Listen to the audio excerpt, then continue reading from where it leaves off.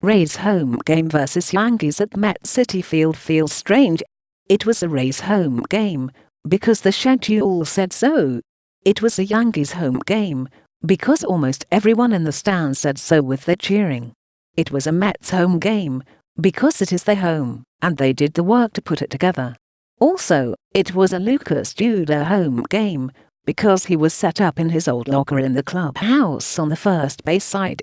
That was not by request, but it was appreciated as a sign of hospitality. So was the fact that the Rays were given total run of the Citi Field video room, where someone posted intense-looking headshots of Duda wearing a Mets helmet.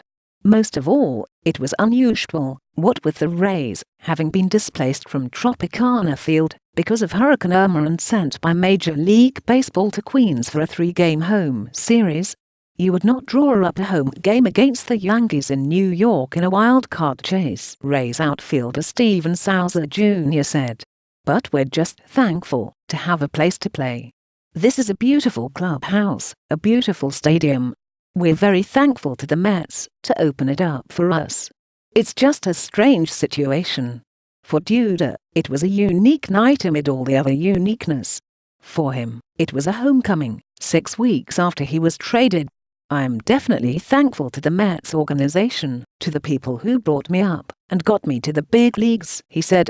This was the first place I had been in the big leagues and I will always have a deep connection here. For everyone else on his team, as Wednesday's scheduled starter Chris Archer said, it's not their most ideal situation, but it's not the worst.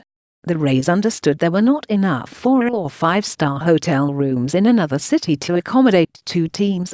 Plus, they were relieved that their loved ones were all safe and that the damage to the Tampa Bay area was not as severe as they had feared.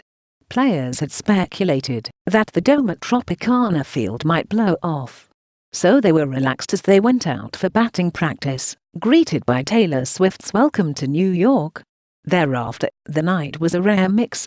The big screen in center field showed the Rays' usual pre-game video. Players were introduced by Mets public address announcer Alex Anthony. Mets remained painted on the grass behind the plate.